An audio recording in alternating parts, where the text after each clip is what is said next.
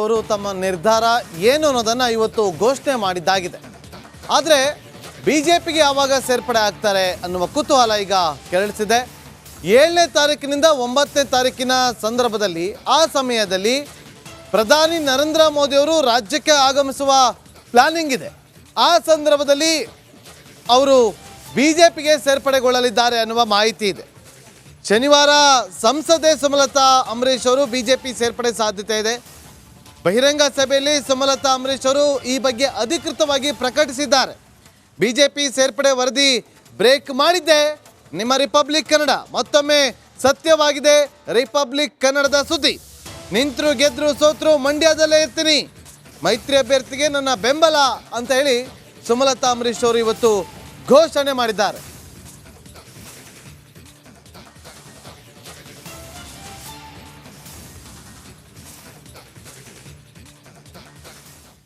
ಎಲ್ಲರೂ ನೀವು ನೋಡೋದಾಗೆ MP seat MNA seat ಸಿಕ್ಕಿಲ್ಲ ಅಂದಮೇಲೆ ಕೋಪ ಮಾಡಿಕೊಂಡು ಪಾರ್ಟಿ ಬಿಟ್ಟೋಗ್ತಾರೆ. ಆದರೆ ಸುಮಲತಾ ಅಂಬರೀಶ್ MP ಟಿಕೆಟ್ನ ಬಿಟ್ಟು ಕೊಟ್ಟು ನಾನು ಬಿಜೆಪಿ ಪಕ್ಷವನ್ನು ಸೇರುವಂತ ನಿರ್ಧಾರವನ್ನು ಮಾಡಿ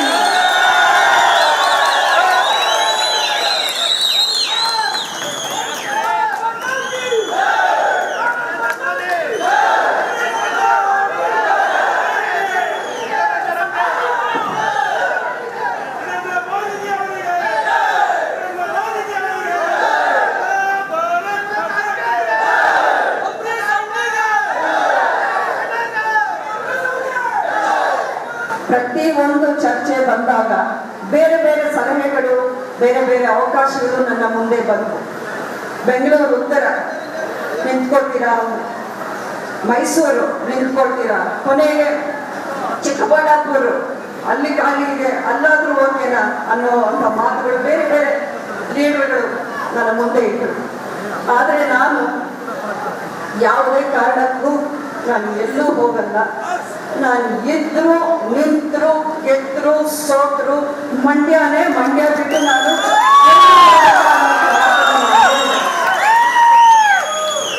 ಸ್ವಾರ್ಥ ರಾಜಕಾರಣ ಮಾಡೋದು ನಾನು ಕಟ್ಟಿಲ್ಲ.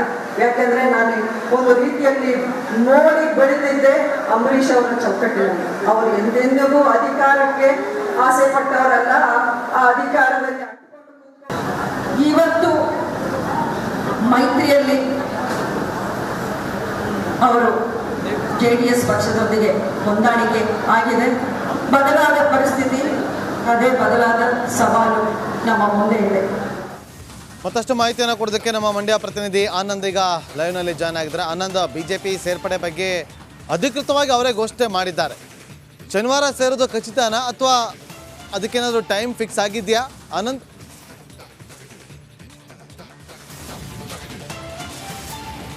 ನಾಗೇಂದ್ರ ಬಾಬು, ಇದುವರೆಗೂ ಕೂಡ ಸುಮಲತಾ ಅವರ ರಾಜಕೀಯ ನಡೆ ಬಗ್ಗೆ ಸಾಕಷ್ಟು ಕುತೂಹಲ ಹೆಚ್ಚಾಗಿತ್ತು. ಆದರೆ ಆ ಕುತೂಹಲಗಳಿಗೆಲ್ಲ ಇವತ್ತು ತೆರೆ ಬಿದ್ದಿದೆ.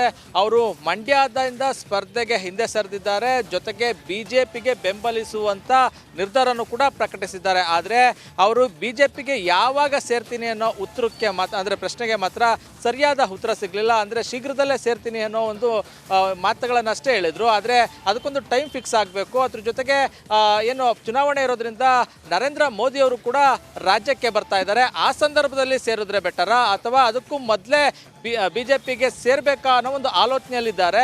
ಸದ್ಯ ಅವರ ಆಪ್ತರ ಮಾಹಿತಿ ಪ್ರಕಾರ ಇದೇ ಶನಿವಾರ ಬೆಂಗಳೂರಿನ ಬಿಜೆಪಿ ಕಚೇರಿಯಲ್ಲಿ ಪಕ್ಷ ಸೇರ್ಪಡೆಗೆ ನಿರ್ಧಾರ ಮಾಡಿದ್ದಾರೆ ಅಂತ ಹೇಳ್ತಾ ಇದ್ದಾರೆ. ಆದರೆ ಆ ಬಗ್ಗೆ ಇನ್ನೂ ಕೂಡ ಸುಮಲತಾ ಅವರು ಖಚಿತತೆಯನ್ನು ಪಡಿಸಿಲ್ಲ.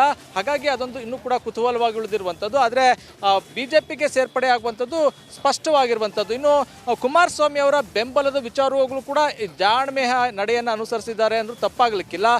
ಸಾಕಷ್ಟು ಬಾರಿ ಕೇಳಿದಂಥ ಸಂದರ್ಭದಲ್ಲಿ ಯಾವ ರೀತಿ ಕುಮಾರಸ್ವಾಮಿ ಅವರ ಬೆಂಬಲಕ್ಕೆ ನಿಲ್ತೀರಿ ಅಂತ ಸಂದರ್ಭದಲ್ಲಿ ಅವರು ಸ್ಪಷ್ಟವಾಗಿ ಹೇಳಿದ್ರು, ಪಕ್ಷ ಯಾವ ರೀತಿ ಸಲಹೆ ಸೂಚನೆಯನ್ನು ನೀಡ್ತದೆ ಆ ಒಂದು ನಿರ್ಧಾರವನ್ನು ನಾನು ಗೌರವಿಸ್ತೀನಿ, ಅದನ್ನು ಪಾಲಿಸ್ತೀನಿ ಅನ್ನೋ ಮೂಲಕ ನಾನು ಮೈತ್ರಿ ಅಭ್ಯರ್ಥಿಯನ್ನು ನಾನು ಬೆಂಬಲಿಸ್ತೀನಿ. ಆದರೆ ಯಾವ ರೀತಿ ಅನ್ನೋದನ್ನು ಪಕ್ಷವೇ ನಿರ್ಧಾರ ಮಾಡಬೇಕು ಅಂತ ಹೇಳಿ ಸ್ಪಷ್ಟಪಡಿಸಿರುವಂಥದ್ದು. ಅದ್ರ ಜೊತೆಗೆ ಸುಮಲತಾ ಅವ್ರನ್ನ ಬಿಜೆಪಿ ಯಾವ ರೀತಿ ಬಳಸ್ಕೊಳ್ತದೆ ಅನ್ನೋದನ್ನು ಕೂಡ ಇಲ್ಲಿ ನಾವು ನೋಡಬೇಕಾಗಿದೆ. ಯಾಕೆಂದರೆ ಮಂಡ್ಯಕ್ಕಷ್ಟೇ ಸುಮಲತಾ ಅವ್ರನ್ನ ಸೀಮಿತ ಮಾಡ್ತದ.